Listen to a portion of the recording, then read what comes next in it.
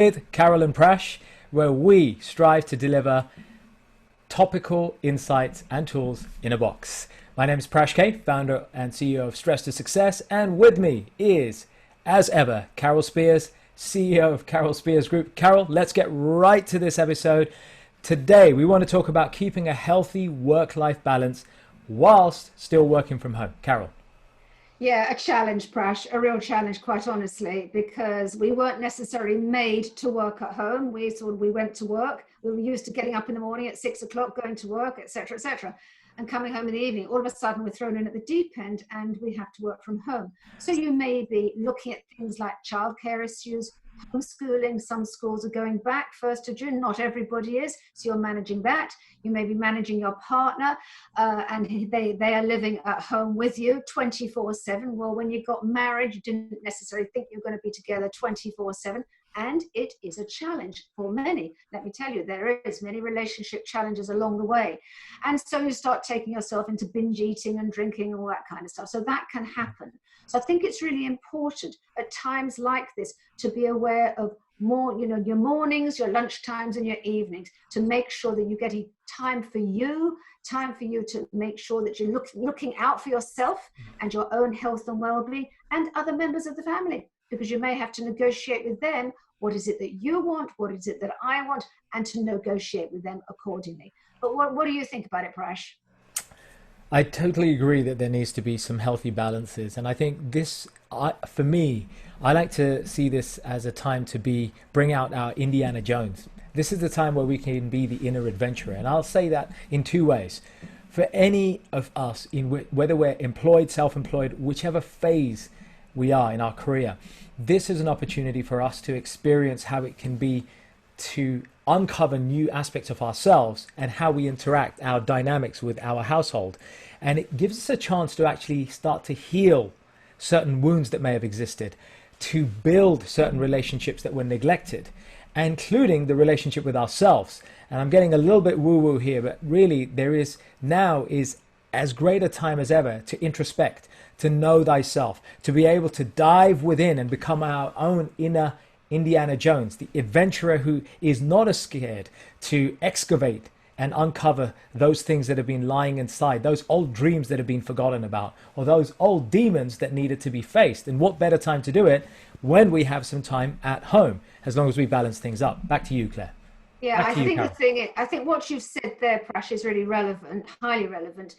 We also need to think about the people that we're living with, because therefore you're not used to being with somebody 24/7. You'd say it to people retire.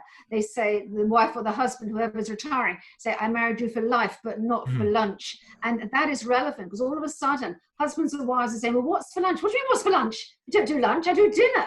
And it's that kind of thing. Yeah. And, as far as childcare is concerned, it's all about, and let's look at some tips now as to what could actually help the situation. It's all about, actually, if you're living by yourself, let's look at people living by themselves. Living by yourself is going to maybe a challenge. If it is, and you want to speak to people, then you have to be proactive. So my first tip is be proactive if you're living by yourself. My second tip is that negotiate with your partner, husband, wife, friend, whoever it's going to be, whatever challenges there are at the moment, actually negotiate with them. Find out what is it that their needs are, what is it your needs are. And actually my third one is to look at what it is in terms of, I need to get out, I need to go for a walk. Book that time not only for yourself, but book that time with your partner. You do your walking then, I do my walking now. It's about negotiation, compromise, and caring for each other. So over to you, Prash. Now, what do you think? Thanks, Carol. And just to add to that, of course, as Carol is talking about booking time, that of course extends to any dependents that we have, elders or children, to make sure that time is factored in, and especially for those of us who are having to deal with homeschooling, parenting, taking turns and not assuming that the other partner will handle it, or if you're solo, just finding ways to even start to see our children as little adults, that give them some trust, that we would understand, that they would understand to a degree what we're saying. Bring them in and make them co-participants. Now, having said that, I want to share a couple of additional tips to yourself. And those are, for me, Carol, firstly, a morning routine. And by now, most of us this far into the lockdown should have a morning routine. But a morning routine, for me, I call it the 20-20-20 principle. 20 minutes of movement, some sort of movement in the morning. 20 minutes of mind fuel. Before you feed the body and fuel, have something for the mind. That could be a podcast. It could be some kind of reading. But it's something that really inspires and creates innovation. Fires up your BDNF factory again. More on that on a future episode. And lastly, 20 minutes of meditation or journaling. That reflection, planning for the day ahead.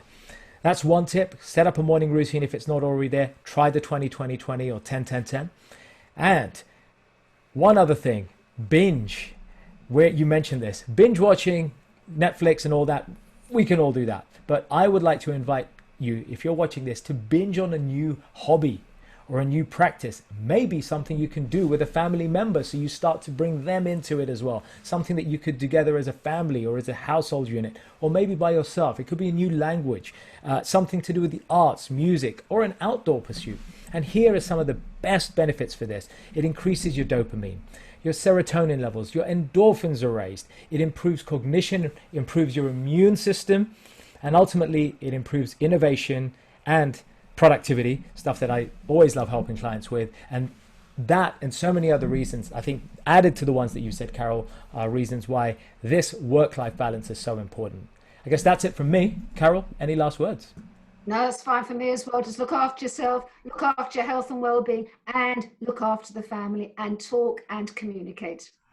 Thank you, Carol. And folks, as always, if you have any ideas, tips, or suggestions to add to this work-life balance narrative, feel free to shoot them in. We can all benefit, I'm sure, if we share these tips with one another.